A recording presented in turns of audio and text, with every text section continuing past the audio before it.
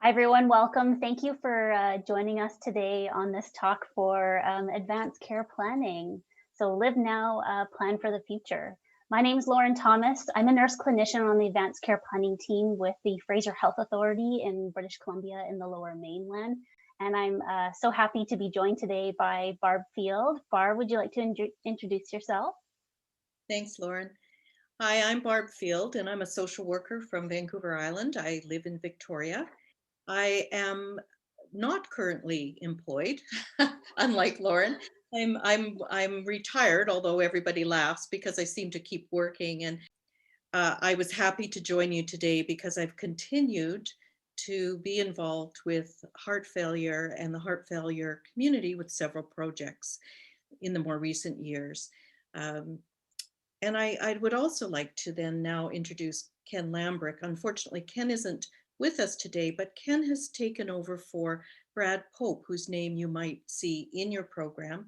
Brad unfortunately had an emergency in his world and had to withdraw regretfully on his part.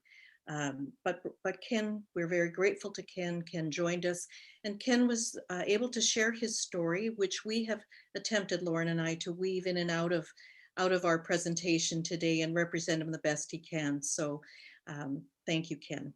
Perfect. So just very quickly, neither Barb nor myself have any disclosures.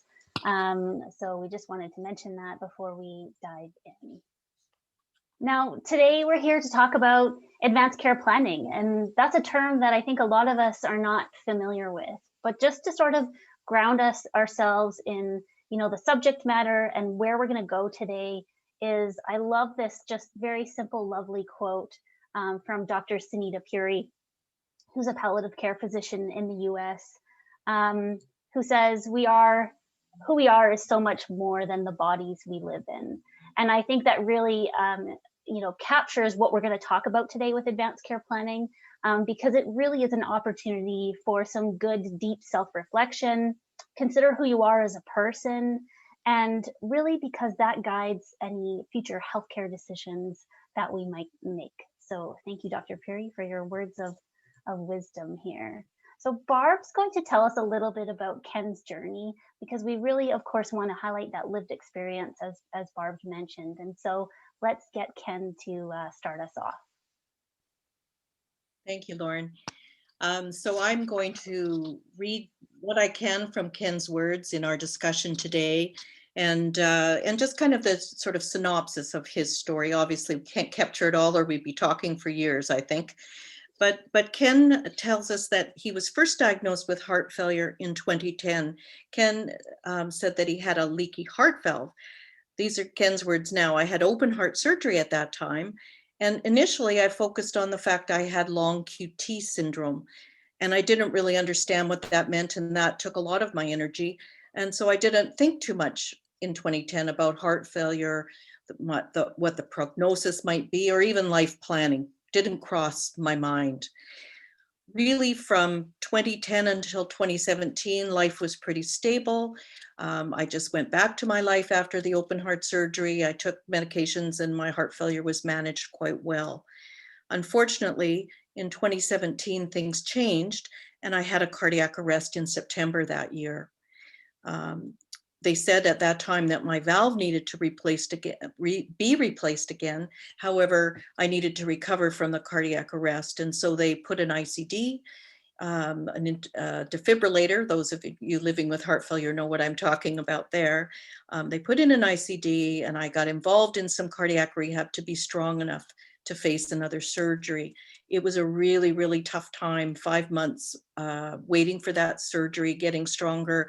And it was a really rough time, and my spirits were particularly low during that time.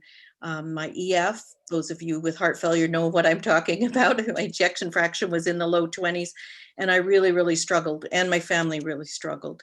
Since the surgery, though, I'm happy to report my heart failure symptoms really have been well managed and not a problem. I'm not short of breath like I was before, but more recently, my rhythm issues have been the major problem that I've been facing. Um, Managing this has been a big issue for me. I was in hospital recently and I've had one ablation, but they say my heart is now too scarred to do another. I really hadn't thought too much about prognosis for heart failure or advanced planning at all until about a year ago when my rhythm problems started to happen again. And then again, more recently, when I reviewed a draft of some publications that were being developed for people living with advanced heart failure, and that had a heart failure trajectory in it, which made me sort of step back and think, oh, where am I and what does this mean for me?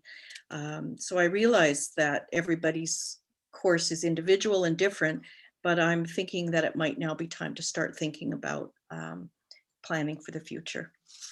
You heard Ken talk about a trajectory, and that's really what this diagram captures. Is it's reflecting the organ failure journey.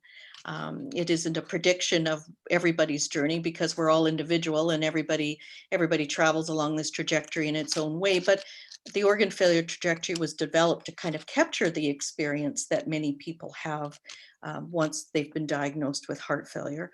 And it's a different experience than, say, somebody who's been diagnosed with a dementia or a cancer. They all look very different. However, the individual nature and the fact that it's not a prediction about what you're going to go through, it's really important to remember that. But it does speak to what Ken was talking about with being diagnosed and then having a long period of stability. And everybody's period of stability can vary. But he had a long period of stability, and then he started to get some problems again. And you can see there's some dips. And then, you know, really this picture shows more ups and downs, but for some people it can settle down again. So that's where the individual part comes in.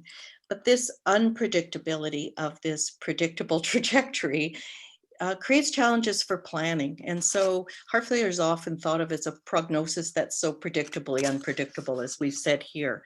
There's adjustments at different stages, there's treatments at different stages, and really some people go through their whole life managing heart failure quite well. And there's other issues that come along the way. So we want to just show you this because it featured in Ken's story, and it also featured really the challenges that people face when you're first diagnosed are being overwhelmed with information. For Ken, it was QT syndrome. For someone else, it may be a different issue. As we know, heart failure, people come to heart failure from many different directions. May have had hypertension that's been out of control, maybe a genetic problem that has been discovered within your family. People may have had, like Ken, a leaky heart valve. And so different ages and stages people come. So that's back to the individuality and the unpredictability. But in the nature of this discussion, planning and advanced care planning, you can see how confusing it is.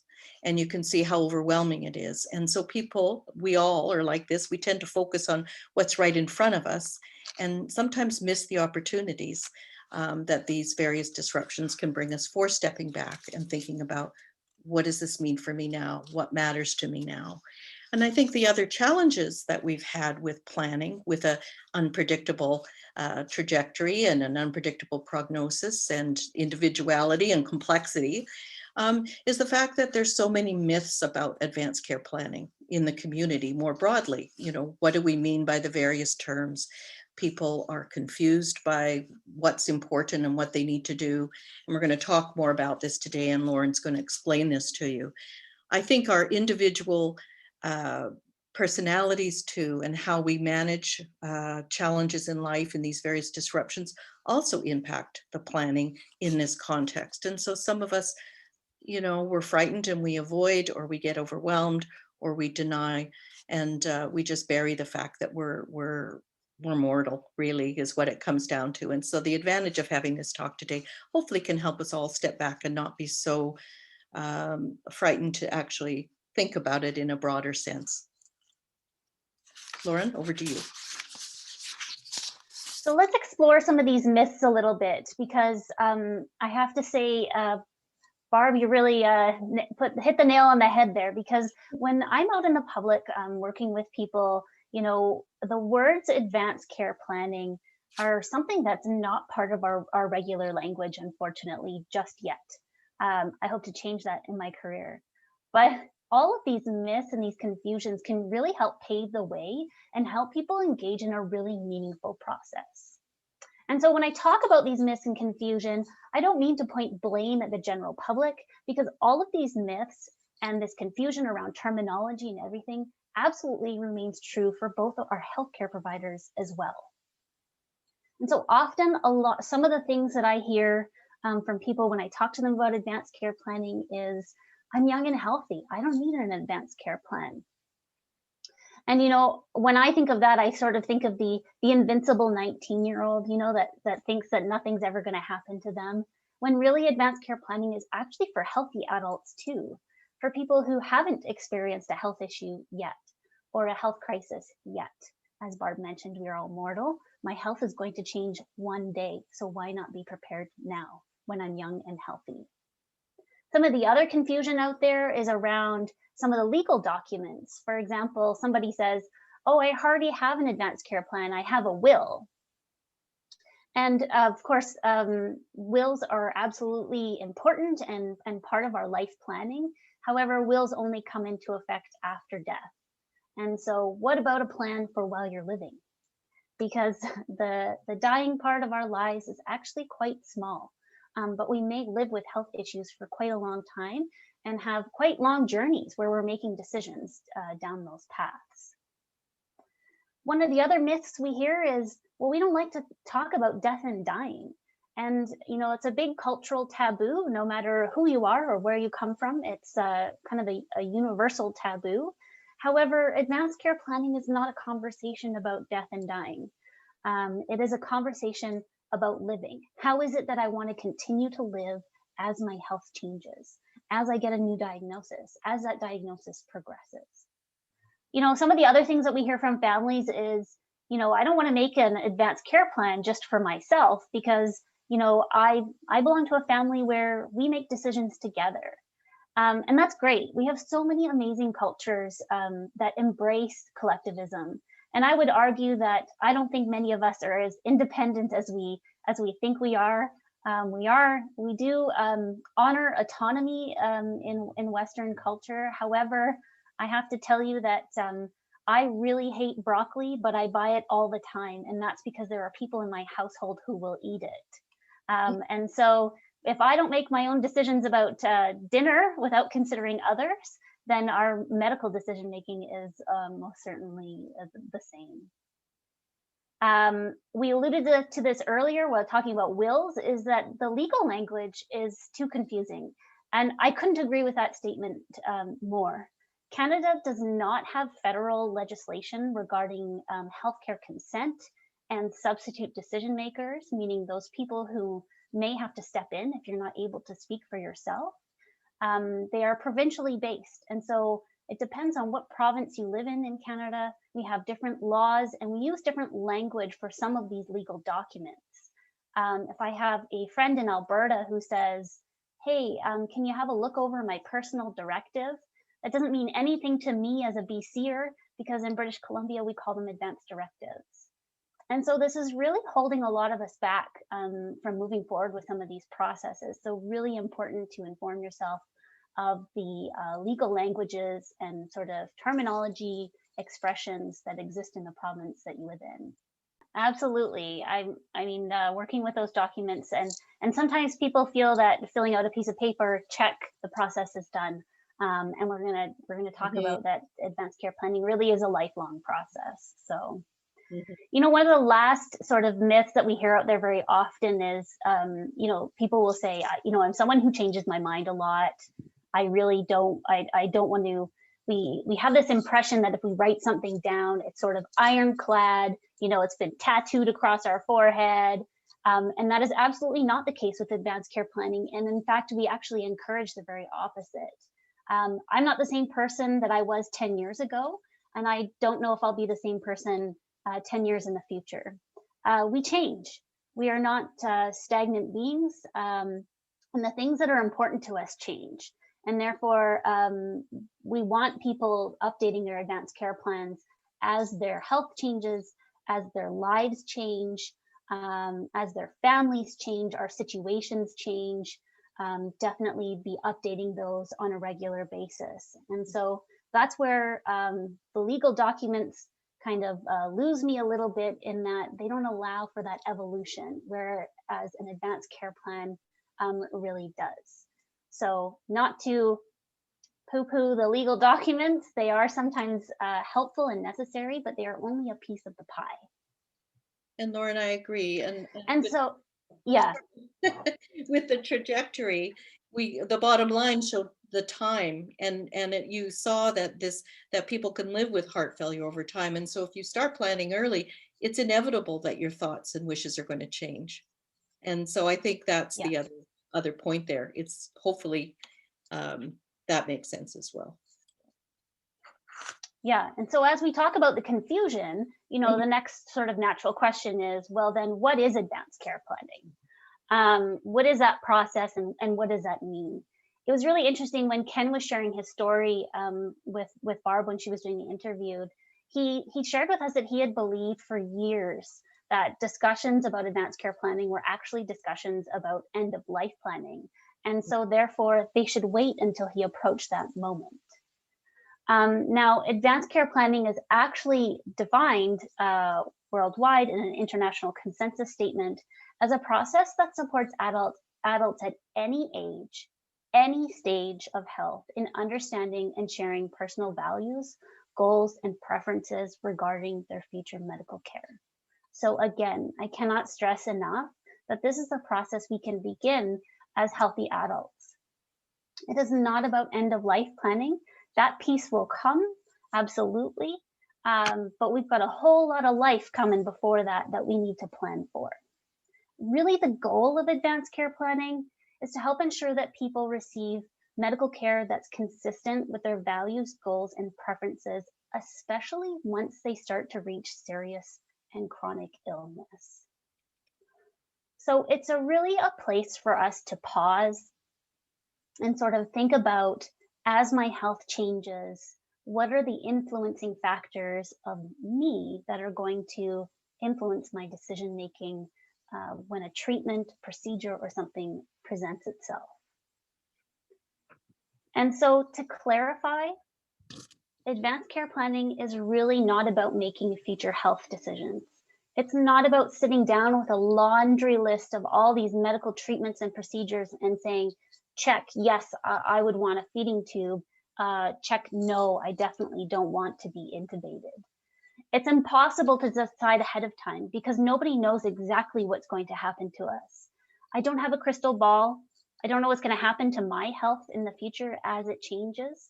And so to choose treatments prematurely ahead of time is really not helpful. And in fact, could really hold you back from doing the really good values work that is at the heart of advanced care planning. And so where does advanced care planning sort of fit in the grand scheme of things of life? Well, planning is planning, so plan for life. I can reflect on a time, I remember a pivotal time in my early 20s, brand new nurse. My first plan was buy a condo, get out of my parents' house. And I remember my mom having a conversation with me about, being an adult and sort of, you know what, you got to start thinking about financial plans. You may want to think about some retirement savings. You've got your first new job. You've just bought a home. Maybe you want to put together a will, and figure out who this property might go to if something were to happen to you. Mm-hmm. Unfortunately, my mom and I didn't talk about my health at all. We didn't talk about my values. We didn't talk about my beliefs or my goals. If I were to get sick and something were to happen to me. And that was a missed opportunity, because advanced care planning really is about that larger sort of life planning that we all do as adults or should do. And so that's where your healthcare really fits into the larger grand scheme of things. Lauren, I just want to go back to what you said earlier about what we heard from Ken, which was for him, for so long, advanced care planning, when he thought about it, he thought it was end of life planning. And, I find myself coming up with sort of corny analogies, trying to think of ways to sort of uncouple those ideas, because I think Ken's not alone. I think many people think of advanced care planning as end of life planning, something they do when they get the really bad news, and something they do when somehow they feel they've been told they need to get their affairs in order and now it's time to plan. And often that's in a crisis. So as you say, it is planning for life. And I thought about the fact that other journeys that we go on, if we go on simple things like a trip, we don't think twice about buying travel insurance, or most of us anyway, or many of us, some of us. But honestly, travel insurance, if you think about it, is really something to cover us in case we get sick, so that we've got protection in case we get sick, and or our family has support in case we get sick. Or car insurance, we could think of it, we don't think of it as crash insurance, but honestly, we don't use car insurance unless we have an accident. So both of those are other kinds of journeys that we don't have such a resistance to talking about or thinking about. It doesn't have such an emotional weight on us. But when we talk about advanced care planning, everybody's face looks serious and everybody thinks about wills and end of life. And so it's just fascinating to me that somehow we have put those ideas together. And so I'm intrigued, and I'm hoping as time goes on that we can start to sort of uncouple those thoughts and move into much more of a, what do you do when you're an adult, right? You get house insurance or rental tenants insurance, and if you own a house, you have a will, so that it's, and if you have children, you have other kinds of things. And it is just one of the ways that we navigate the intricacies of living, so interesting. And as Barb makes that point about Ken's misconception about advanced care planning being about end of life conversations, it makes me think how Ken's story and his experience that he shared with us is not unlike most Canadians. We know that 79% of Canadians have thought about who might make decisions for them if they weren't able to speak for themselves. We know 71% of Canadians have thought about what matters most to them when it comes to their health care. We know 49% of Canadians have actually already started having conversations with their friends, family, or the people that are important to them. 27% of Canadians have things actually written down in a document. And the last number that I'm going to be so ashamed and hide my shame as a nurse in British Columbia here to say is that 10% of Canadians have spoken to their healthcare providers. And so we know that people are thinking about this. We know that people are talking about this at home. We know that people are writing things down, and it's not coming to the healthcare system. And part of that, a little sliver of that, a good chunk of that, let's say, is our healthcare providers. They're missing some of the points on these too. Ken couldn't recall a time where any healthcare provider had asked him about what matters to him, what brought him joy, what brings his life meaning, purpose. And that, again, is another missed opportunity. Our healthcare providers need to change practice and step forward and start asking, because we know people are thinking about it and they just want a healthcare provider to bring up the subject with them. And so what can we learn from Ken's experience, Barb? When we were talking with Ken about his experience with advanced care planning, we asked him when he first heard about advanced care planning, what the focus of that discussion was, how often he had conversations along the way with healthcare providers and with family. Ken couldn't recall conversations that he'd had along the way with healthcare providers about advanced care planning, nor about what his wishes were at various points in time. He and his wife had had several conversations during his particularly low period when he was so unwell there prior to his second surgery, but he hadn't spoken with his kids or other people, his healthcare providers, about those feelings and thoughts and wishes. And Ken explained that he wasn't so reticent about it. He'd be comfortable talking to people, but nobody had really raised it with him, and he really hadn't raised it with them. And as we've alluded to, he just said he just recently realized that advanced care planning wasn't about end of life. And so it started him thinking, as I mentioned earlier, he's had a rough period with some rhythm issues. And I think he started thinking more about heart failure and his heart and what was possible, and they were exploring the ablation again. And so that created some opportunities for rethinking this. And then Ken explained that more recently than that, he was involved in reviewing some draft materials that spoke about the heart failure trajectory. And that got him thinking again, maybe I should be doing some planning. And more recently, Ken's experience with advanced care planning is talking with other people in a peer support group he's a member of. And this is a men's heart support group. And so they've started talking together. And so while he may not be talking yet with his healthcare providers, he's certainly talking with his peers and the people who support him. And they've actually planned a session on this topic. So we can see Ken's experience is evolving as his health changes, as his knowledge changes, and as different opportunities emerge for Ken. So that's sort of where it's left at this point in time, Lauren. So as we can see from Ken's experience here, he's sort of been thinking more about advanced care planning, learning about what does that exactly mean. And I think the next natural sort of progression in that is, the next question is always the how. Well, how do I do this? And it's a really common question that we get in the public. You know, it's a very kind of floaty idea out there, thinking about your values and what does this really mean? Tell me the tangible bits. What is it that I need to do to engage in advanced care planning? Canada is very lucky. We are at the forefront of advanced care planning across the world, and many countries look to us for advanced care planning implementation in their healthcare systems. And we have a national body that governs advanced care planning across Canada, and that's Advanced Care Planning Canada. Speak up. They have a lovely website we'll show you at the end here. But for years, they've been running social media campaigns around these 5 steps of advanced care planning. Think, learn, decide, talk, and record.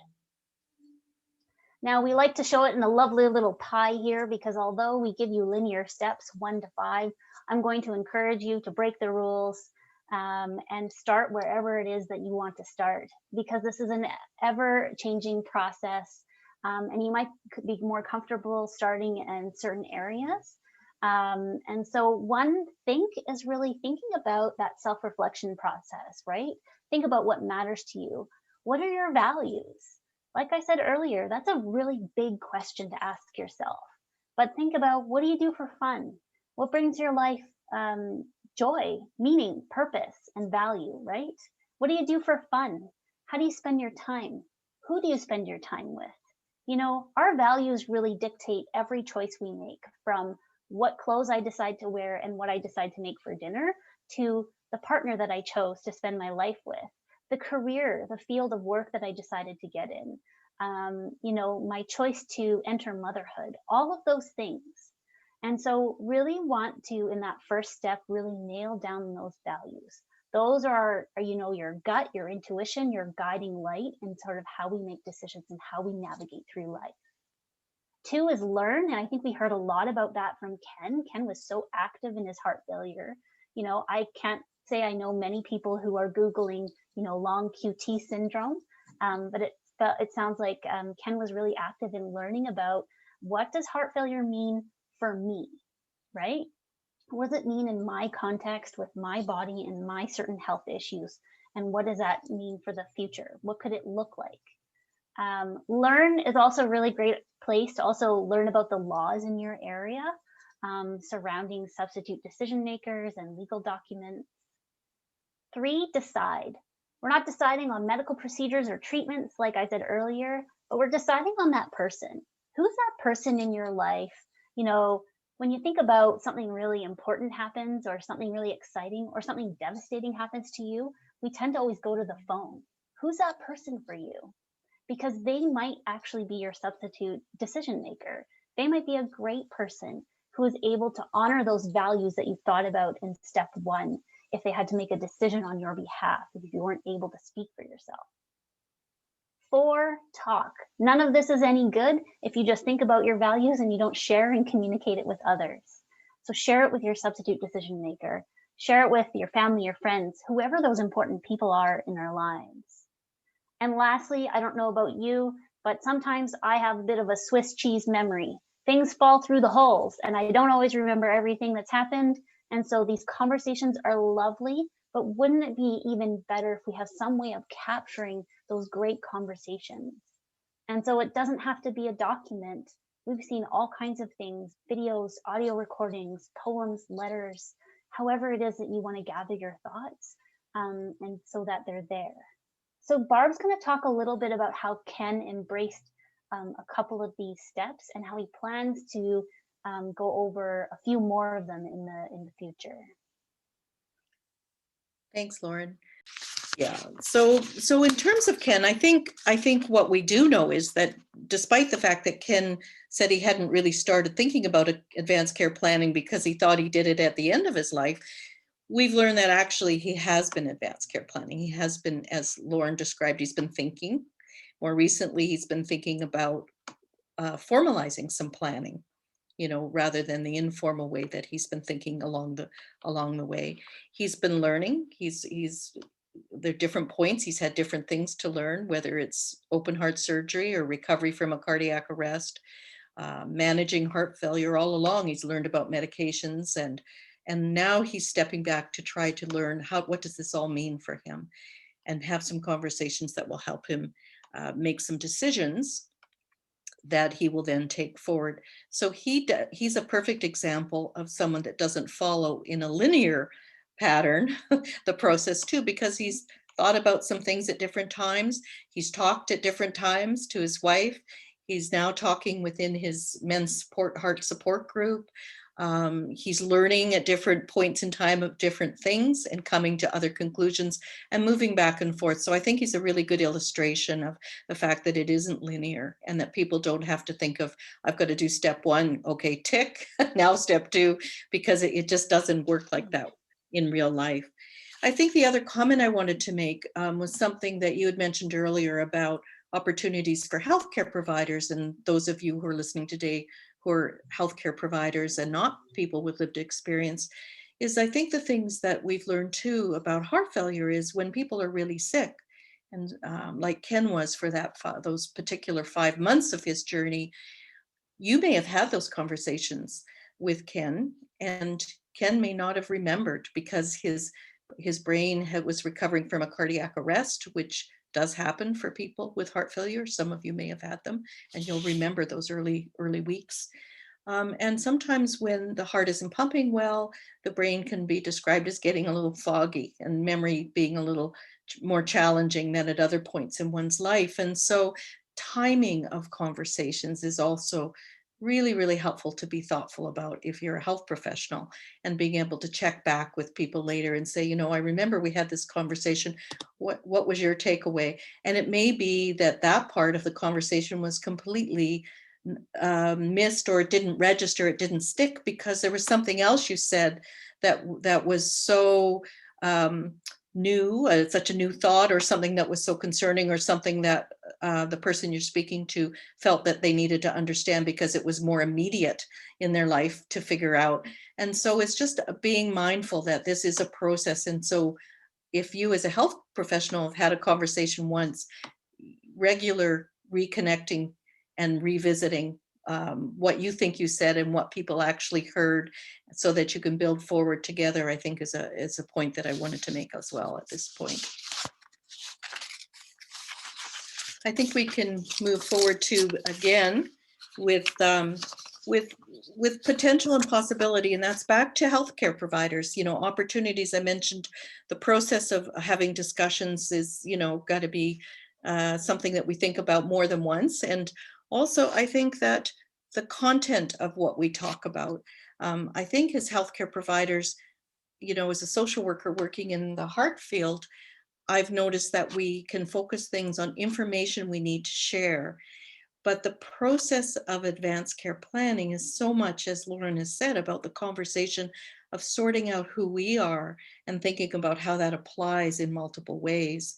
And so I think there's opportunities for healthcare providers to think about, how do I help somebody connect to what matters to them? We talk about values conversations, but what does that look like? What do we mean?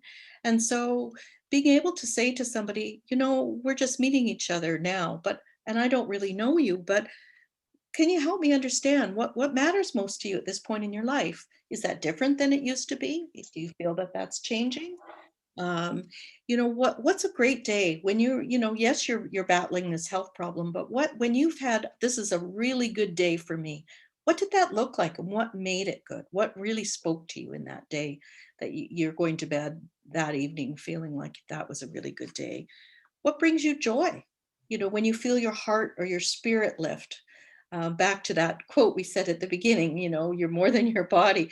When your spirit lifts, or you go, you just feel connected to who you are. What provokes those feelings? And really, as we help people reconnect with those parts of ourselves, especially when we're in a healthcare setting and we're trying to figure out the biology that underlies all of this, really helps us reconnect to this spirit. And in my experience, when families are asked to speak on behalf of somebody who is unwell, perhaps using Ken's example, during a period where he wasn't awake for a cardiac arrest, they may say, oh no, we don't have an advanced care plan, we're not really sure what he wants. As healthcare providers, we often say to a family, well, tell us about Ken. Would Ken wish this? Or what do you know about Ken's feelings? And a lot of times when families have had good, robust conversations, they can say, or your family can say, oh no, we know Dad, or we know Mom, or my sister would never tolerate that, or they feel really strongly about this, because we do speak to each other about what matters. But sometimes it isn't as formalized. So I'm just encouraging healthcare providers to think of ways to broaden our conversation, so that we don't focus on forms and legalities and sort of ways to synthesize it, but we really help the person reconnect to who they are.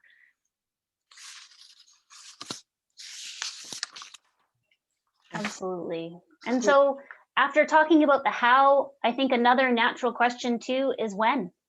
And this when really does apply to both people who are living with heart failure as well as the healthcare providers. So what are those times, those key times to think, learn, review, all of these sort of things, and trigger those conversations? Because there are really good opportunities for that to happen. So people always ask me, tell me exactly how often I should be revisiting my plan.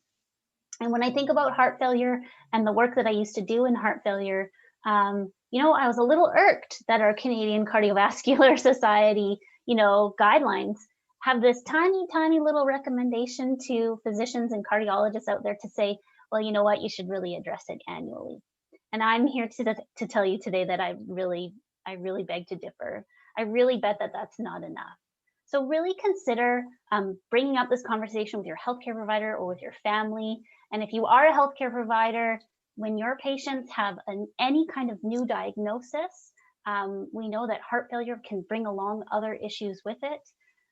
If you've been hospitalized at any point, if you're being offered a new treatment, Ken's very short story that Barb shared had a barrage of treatments in it. Or if you're having an existing treatment that's actually no longer working well for you.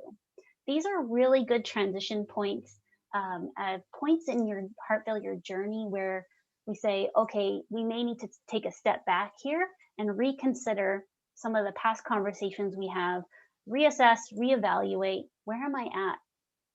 Am I still, are my values still the same they were a month ago, or have things changed for me? So these are really great opportunities to go back and address these conversations again. So just sort of to wrap up, the content bit here is why advanced care plan? People ask me this all the time. Why should I do that? I think if I've learned anything, in especially the last 365 days living with COVID, is that life is unpredictable. And life was unpredictable even before COVID. And we throw in some heart failure too. When Barb was saying that heart failure is so predictably unpredictable, we've got a really messy life of uncertainty in front of us. And so, these advanced care plans really helps give you control over what might happen to you in the future. If you tell somebody that you feel really strongly about something, that's going to make a difference. That's going to make an impact. And if you don't make plans, there are laws in place in all of our provinces that decide for you anyway. I'm not going to get into a ton of detail around that, but usually most provinces have a set hierarchy of substitute decision makers that we're going to go to if you haven't highlighted one to the healthcare system. At the end of the day, putting all these plans in place really eases that burden on your loved ones. It is actually such a gift to provide this information to family. Even if you think, oh, you know what, my husband knows me really, really well, we don't need to talk about it. I have to tell you that about a month ago, my husband put a cup of black coffee in front of me, and I never in my life have ever drank my coffee black. And so we go through life with some of these assumptions, or maybe I changed my mind. Maybe suddenly I took sugar in my coffee. Things change, and so we can't make assumptions. We have to talk to people because it is such a lovely, lovely gift that we can give. Lauren, I think your description of the healthcare, who gives consent, and the healthcare acts, each having their own nuances to it. I think the other thing that I would encourage people to do is not to make assumptions that everybody knows that, and make sure that your temporary substitute decision maker is indeed the person you want them to be. And so you were talking about with your husband and just making assumptions that he knows what you want. The other part that people sometimes say is, I know my person, and I actually don't want my husband to be my temporary substitute decision maker because I know how difficult that would be for them. I know that they would be so overwhelmed. So I wanted to have my friend who I think knows me inside out and would be able to navigate that situation in the awful event it was there. And so then what I've often said to people is, so have you told your husband that you've identified your friend as your substitute decision maker? Or to a gentleman not too long ago, I said, have you told your son that you've asked your rabbi if there was a moment in time that somebody had to speak for you, that you want him to do it? Does your son understand why? So that there's no hard feelings in the family. And so the conversations are more than just information. It's just being able to express to people why you've selected who you've selected, so that there aren't hard feelings or difficult feelings at a time that is obviously difficult if you're having to ask for a temporary substitute decision maker. So I just thought I would add that. And then we'll move into just kind of what our last conversation with Ken was in this process. We asked Ken if he had any thoughts for the folks who are here today around living now and planning from the future, with where he's at this current time in his heart failure journey. And I'll read you what he said to me. He said, I would say now that I have started thinking about the heart failure trajectory and where it leads presumably, to make sure that you have as much current information about your heart failure and how it may affect your life. I would compare what you learn, with what you learn with what you think you know. Sometimes you may be wrong, or you may have found you're just not ready to think about it before, and so it's all new. So he said, I would learn, I would educate myself, which really fit back to that wheel, the 5-step wheel that Lauren talked about. Ken also added, don't be afraid to talk about heart failure. Don't keep it hidden. When you share the information, you're informing others. Talking about it broadens the base of knowledge in the community. It also helps to find a group where you can talk about it. Shared experience is valuable. It is priceless. Talk and share stories. This goes a long way to maintaining your mental health and well-being. Live each day to the best of your ability. Know some days are better than others, and try and keep a positive outlook. Try not focusing completely on heart failure. Focus instead on the other quality parts of your life and what matters most to you. So thanks, Ken. We appreciate his participation and offering those thoughts.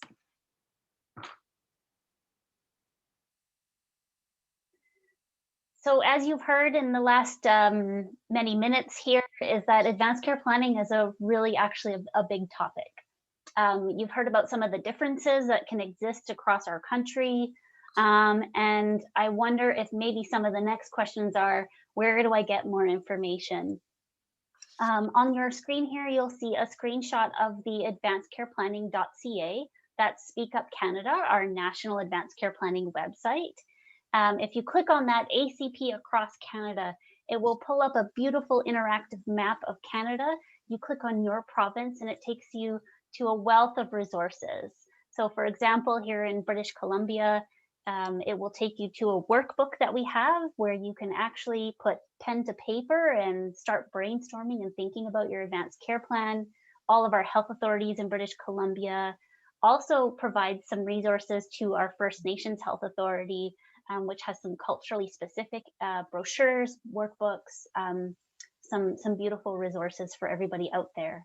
The other provinces as well have a wealth of information and resources. I highly recommend you check out Speak Up Canada.